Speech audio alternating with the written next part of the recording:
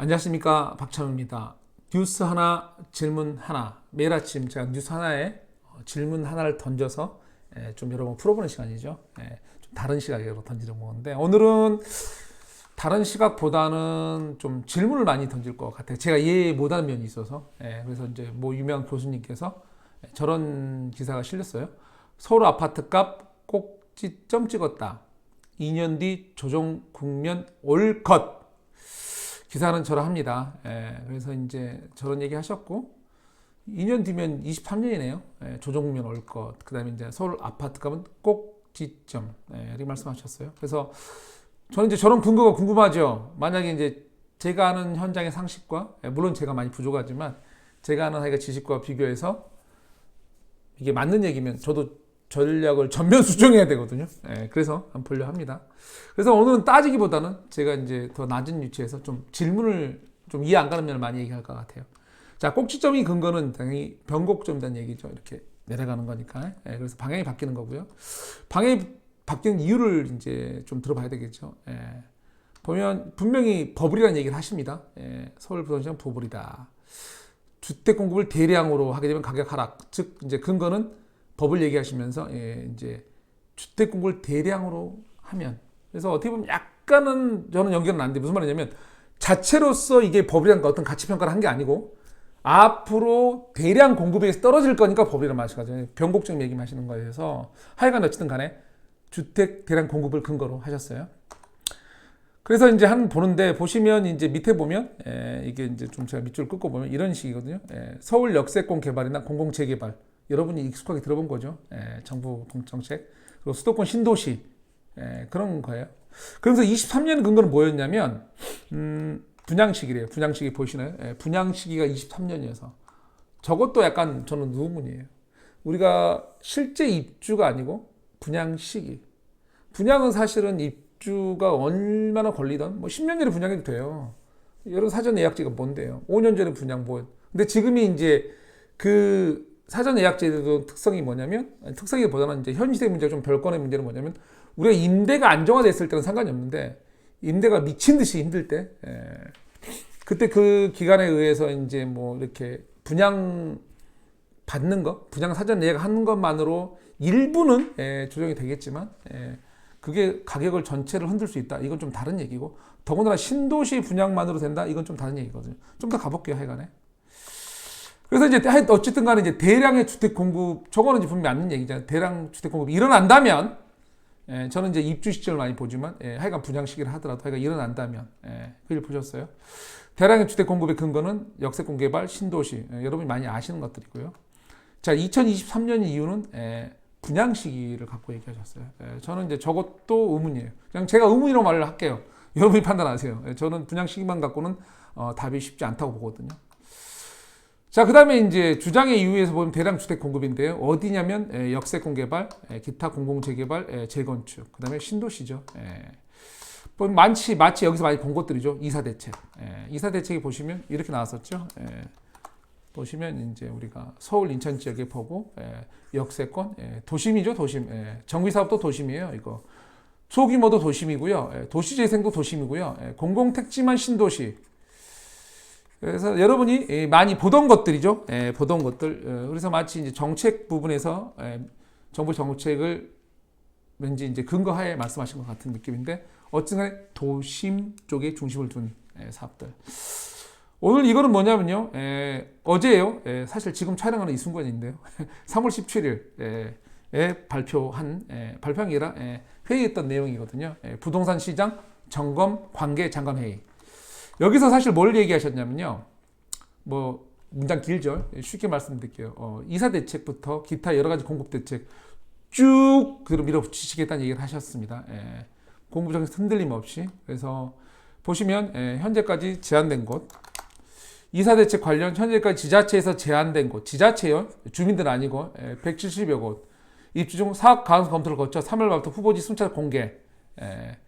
4월에도 이사 대책 근거해서 신규 택지 하시겠다 이거죠.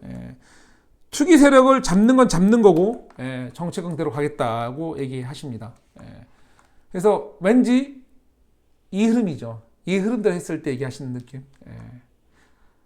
그래서 무작정 하신 건 아니고 정부의 정책을 이제 근간을 하고 얘기하신 것 같아요. 근데 저는 이제 그 정부 정책에 물음표를 다니까.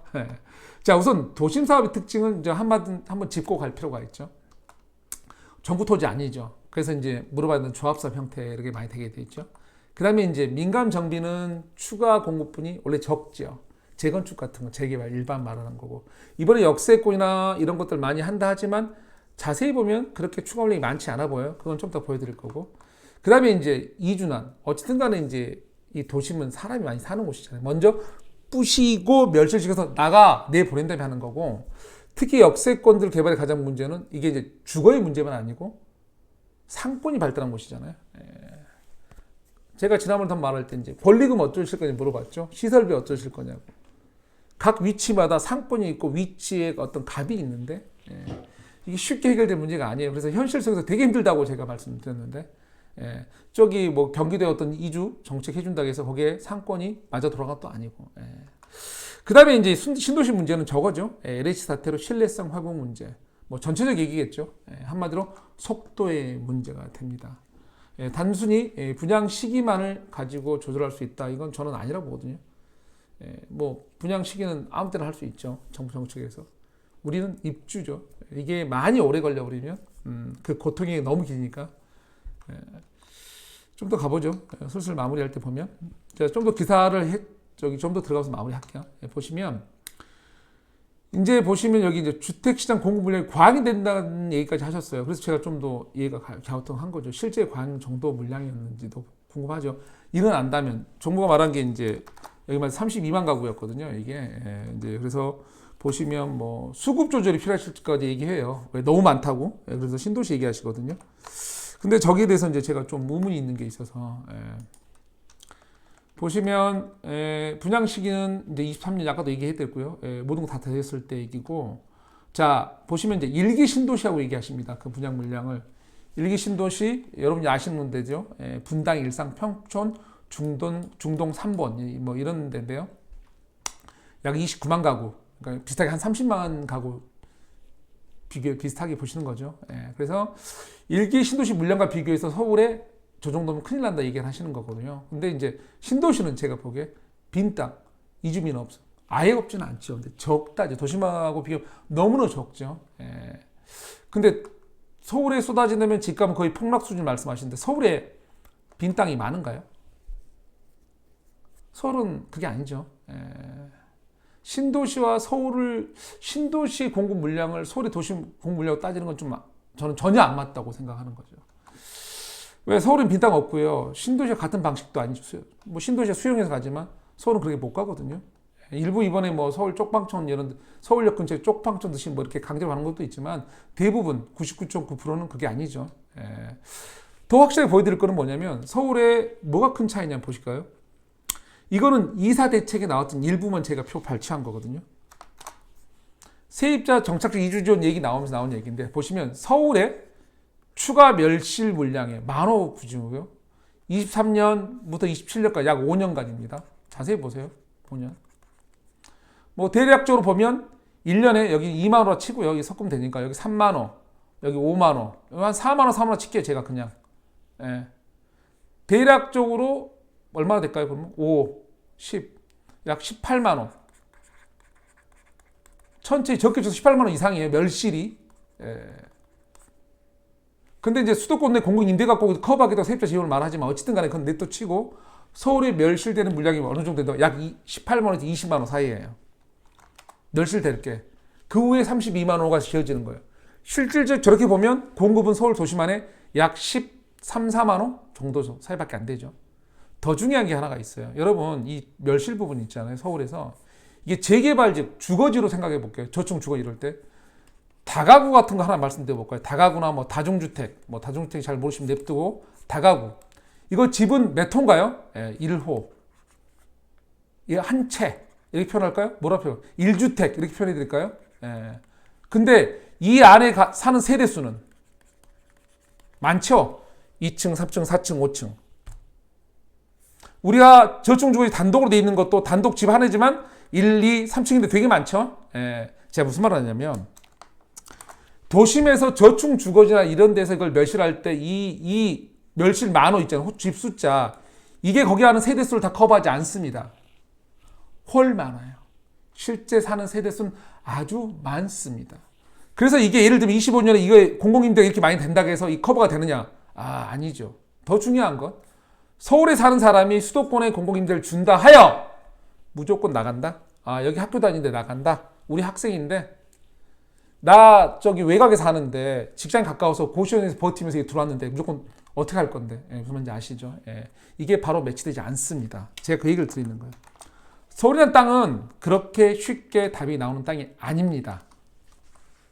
그리고 더 나아가서 이제 이런 걸 얘기하셨거든요. 코로나에서 유독 한국 부동산만 뛰었대요, 가격이. 진짜 그것도 궁금해요. 그랬는지.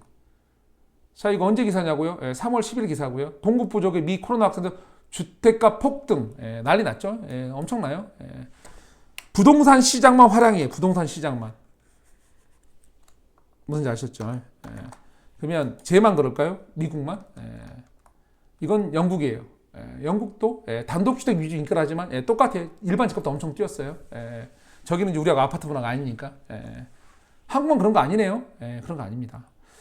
자, 1년 이상만 거주하면 우선 분양 조건이 있다라고 말씀하시면서 이제 상기 신도시 주변 지역 가서 거주. 그래서 한마디로 상기 신도시 분양을 권유해 주는데 그것도 전 질문이 나와요. 폭락의 여지가 있다면 왜 외곽인 상기 신도시죠? 거기 전매 제한부터 받으면 별게 다 되는데 제한이 재산권 행사가 되게 제한돼요, 한동안. 근데 우리 악락하고 폭락할 거라며. 그러면 그 받는 의미는 뭐죠? 의미 없잖아요. 저는 그래서 그런 게 질문이고요. 과거 1기 신도시와 2기 신도시 추진 당시 1만 명에 가까운 투기 적발 사례, 그리고 3기 신도시 그럴 거라고 말하는데 지금은 투기 규모 문제가 아니고 성격이 다르죠. 공공기관의 투기잖아요. 이건 다른 문제예요. 그래서 제가 이해 안 가고 제일 얘기하는 건 지역 주민이거든요. 이 부분 보시면 지역 주민 때문에 행정소송 등으로 사업 차질 불가피를 얘기하셨어요. 직접적으로. 즉 속도의 문제가 있을 수 있다 얘기하시는 거거든요. 얘기하세요. 분명히 맞게. 면적이 줄어들거나 신규 택지 발표 일정 연기될 가능성.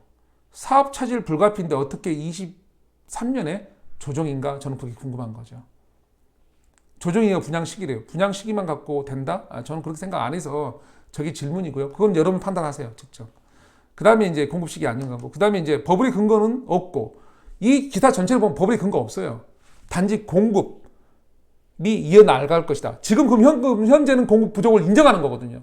공급이 이렇게 일어날 거니까 꺾일 거라는 얘기는 지금 공급이 부족하다는 걸 인정하는 거예요. 그러면 이 공급이 안 일어난다면